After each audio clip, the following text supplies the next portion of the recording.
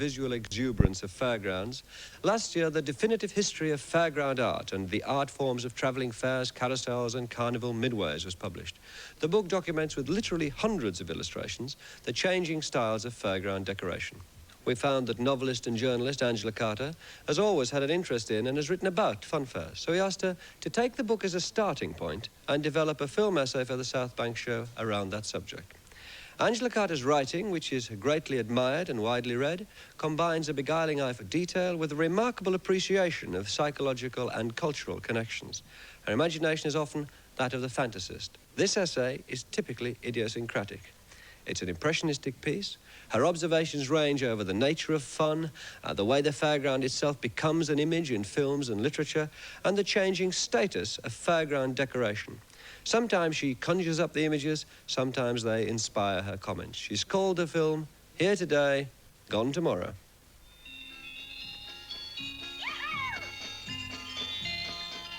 The roundabout is the sign that says a fair is here.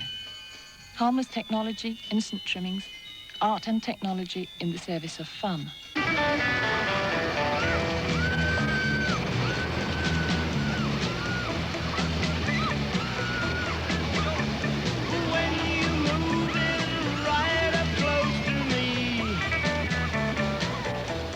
All the bright lights, all the noise, all the bright colours advertise fun for sale. All the fun of the fair. It won't cost much. Fun, like thrills and laughs, is usually cheap. Fun is vivid, physical, immediate, and it doesn't last. It's here today and it's gone tomorrow, like the travelling fair itself. The fair arrives at the city and spreads out a feast of lights and noise. Too many people, too much of everything. The crowds are part of the fun.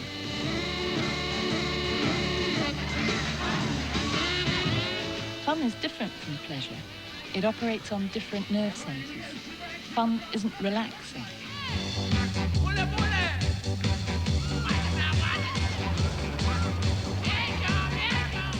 It isn't dignified either. It isn't like going to the opera. Fun fairs cater for people who like to live dangerously, who like to play games with speed, with gravity, with vertigo.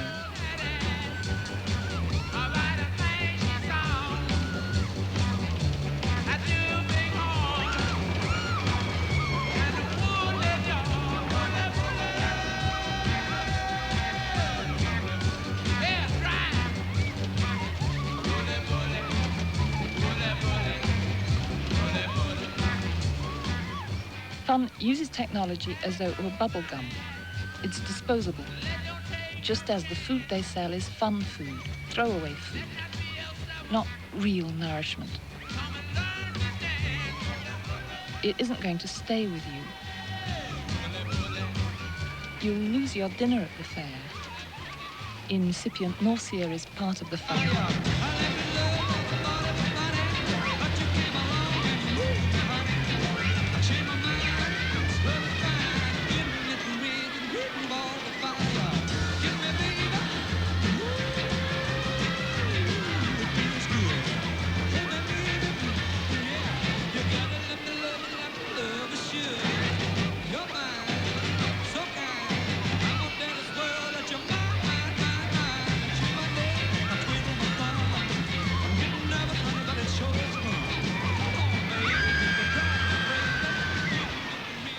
Fun is hanging upside down, feeling sick, and screaming. Tricks and stunts performed on an original 1926 Indian Scout motorcycle. The same machine they used when the Wall of Death was first brought over from America. In this excessive world, fear is just another thrill, and the imagery of death and terror surrounds us.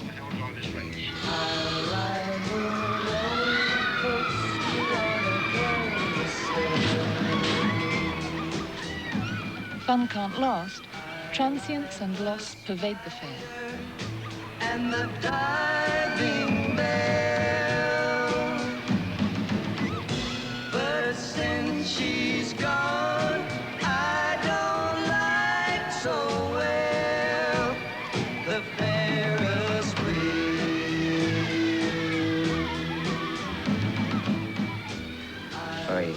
came, too.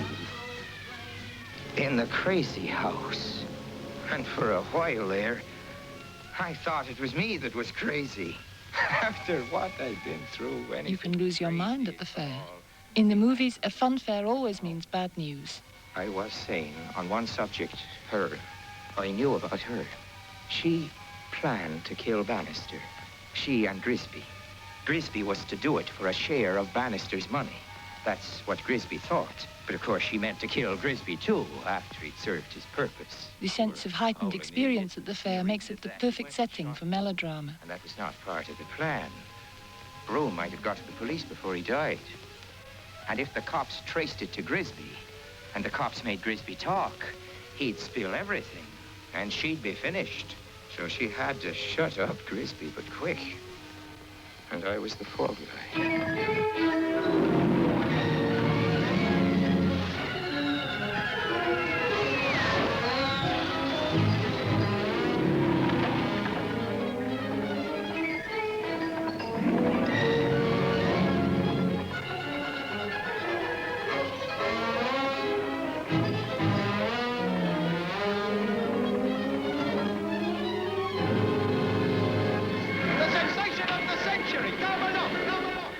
You can lose your life at the fair. The ghost train is the perfect place for a perfect murder.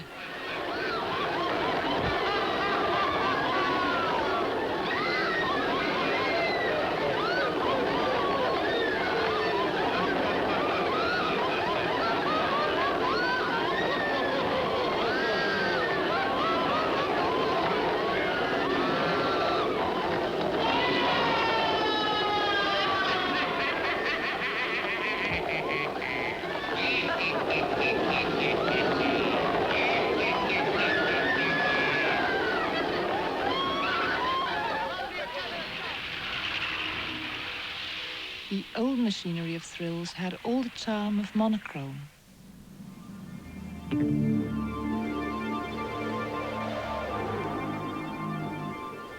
The new machinery of fun doesn't bother with charm.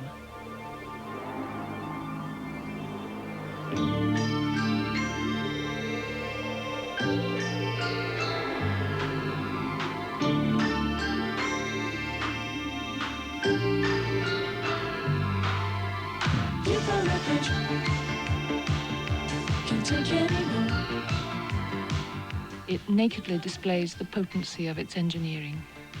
It knows how dangerous it is. I guess it all began about a year ago, like a cheap love magazine. You know the kind you read about and have. It doesn't hide the kind of thrill you're going to get. Now I can't believe the fool inside is me. 'Cause I just can't face the world. It glories in its own power. It's on the bridge. Can't take anymore. It's on the bridge.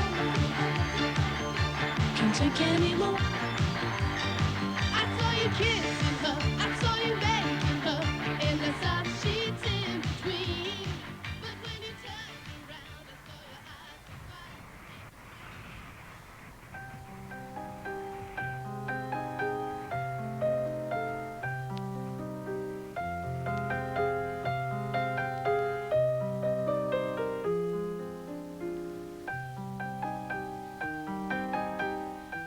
These days, only when the fairground is deserted is it safe for children to visit the fair.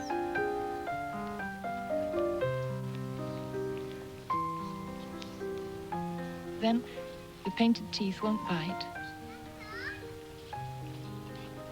Now they can mount and ride the horses of dreams, horses that can take you up and away from the real world. Oh, God. Right, Mary Poppins. Thank you.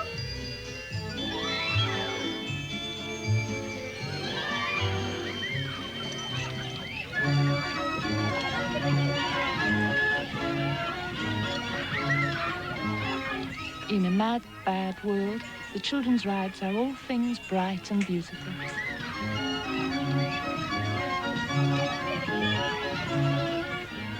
Horses, toy aeroplanes, toy cars, the little fire engine, the bus, as sweet and innocent as images from a 20th century version of the earthly paradise, where man, machines and beasts dwelt together in harmony.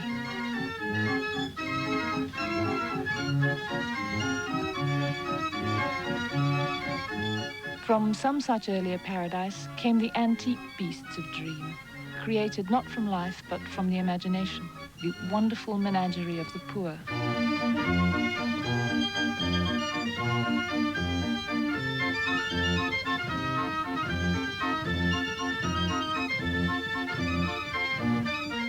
These are the golden coaches of wishful thinking that Cinderella dreams of among the ashes. And if the fairy godmother never comes, you can still ride in her carriage.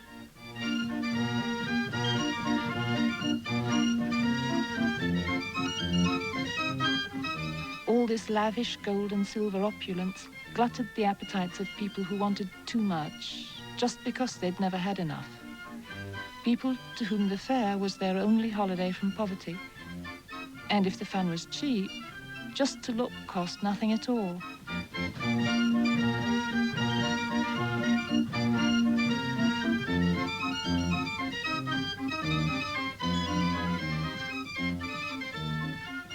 One man's fun is another man's labour.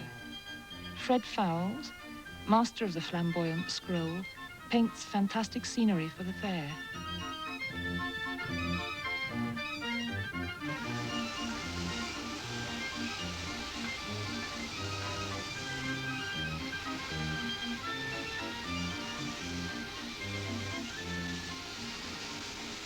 This is his workshop. These are the tools of his trade.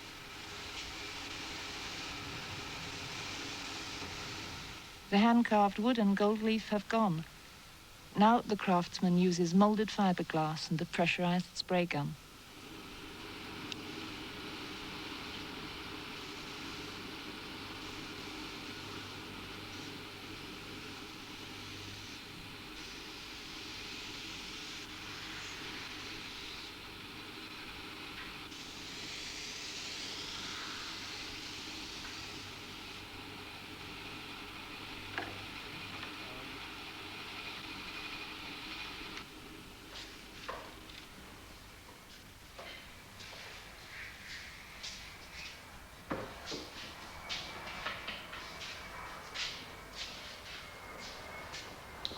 This is your reference library, yes? Yes. So when a showman comes in and says that he wants some ideas for a ride or something, you start looking through here for things? Yes, in most cases. Usually it's decided between the pair of us, you know, the showman, but it finishes up really with putting ideas into his head. And through the years we've collected different references. They would say probably that they liked a certain machine somewhere, you know, at a fair, and could we go on those lines, but not exactly the same. But basically we give them the ideas, really, from the early days. What is it, themes like space flight, rockets and things? Well, some machines, there's a difference here. It's usually the older generation that like the traditional fairground decoration. What's that? What's the traditional? Well, that would be entailed in scrolls and some picture work, even flowers at times. Flowers? Which is, well, that was one theme in the olden days, but that's gone almost completely now. Oh, it's rockets and big bands. Yes, well, when it comes to the modern rides, where it's possible, you know, we get the space effects.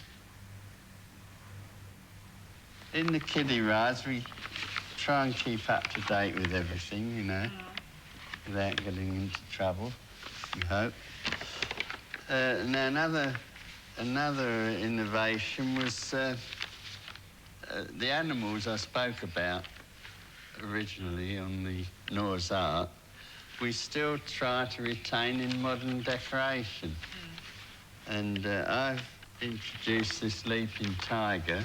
It's still a little origin of the animals, but it goes in a modern design. There's that terrific lion over there, that snarling lion. Yes. Oh, well, this originated from quite a simple thing, sitting down at home, reading the evening paper, and this lion leapt out at me. What, really? Right. Well, You thought, that's my in lion, effect, yeah. I thought, well, that's a must. Yeah. And so I introduced it into several decorative schemes. And not only that, it must have rung the bell a bit, because we got one or two connoisseurs around us, not in the business, but, you know, they're very interested. And so from the line on the machines, we suddenly have an influx of people wanting lines on their hall walls at home. Yes, well... So we produced a line suitable for home, we hope. And by and large, we shall see quite a few lines on hall walls.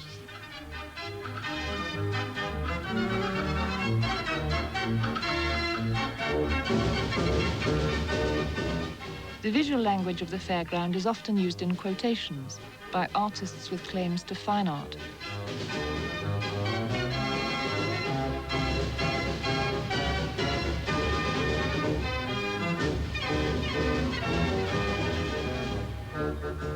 It's just as much at home in slick graphic design.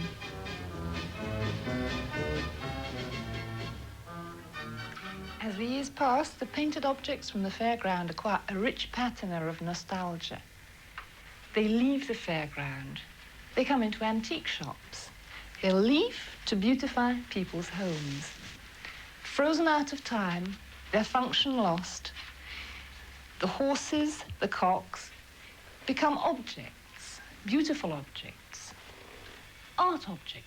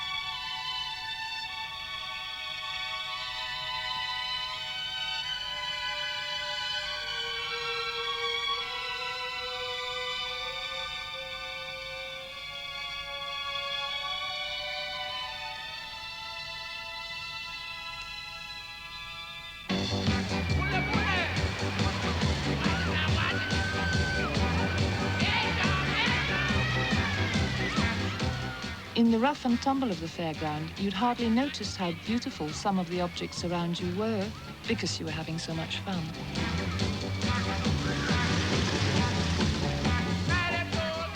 All the same, the fairground has always been an informal art gallery, with its portraits of throwaway heroes, pop stars, film stars, famous today, forgotten tomorrow. Its saucy pin-ups, yesterday's temptresses, yesterday's sedate motorbikes. Amid today's space imagery, the moon rockets which look like moon rockets ought to look, not as they really do look, have already acquired that charm which is the prelude to beauty. Soon they too will become safe and admired in the hush of the antique shop. Their pictures are recorded in books after they're gone. Yesterday's cheap fun is today's expensive pleasures. The fun of today's fairs is as dark and dangerous as the city from which the people have come to play. Fun was always games with fear. Now the fair may be the only place where you can feel safe.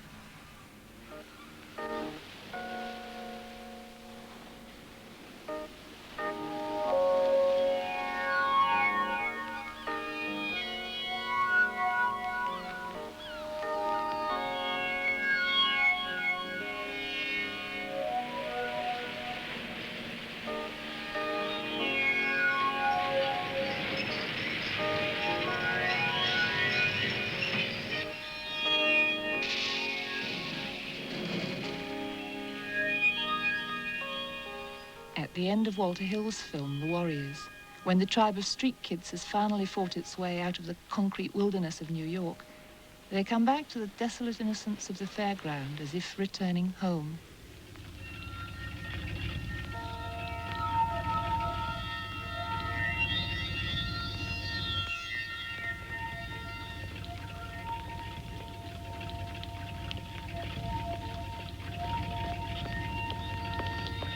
Which is it that is really here today and gone tomorrow? The noise and glamour and excess of harmless fun, or the real grey world from which fun was always supposed to be a brief escape? There is a fun fair in one of novelist Italo Calvino's Invisible Cities. The city of Sophronia is made up of two half-cities. In one, there is the great roller coaster with its chain spokes, the Ferris wheel of spinning cages, the death ride with crouching motorcyclists. The other half-city is of stone and marble and cement, with the bank, the factories, the palaces, the slaughterhouses, the school, and all the rest. One of the half-cities is permanent. The other is temporary. And when the period of its sojourn is over, they uproot it, dismantle it, and take it off, transplanting it to the vacant lots of another half-city. And so every year comes the day when the workmen remove the marble pediments, lower the stone walls, the cement pylons, take down the ministry, the docks, the petroleum refinery, the hospital, load them on trailers, then follow from stand to stand their annual itinerary. Here remains the half Sophronia of the shooting galleries and the carousels. The shout suspended from the cart of the headlong roller coaster. And it begins to count the months, the days it must wait, until the caravan returns and a complete life can begin again.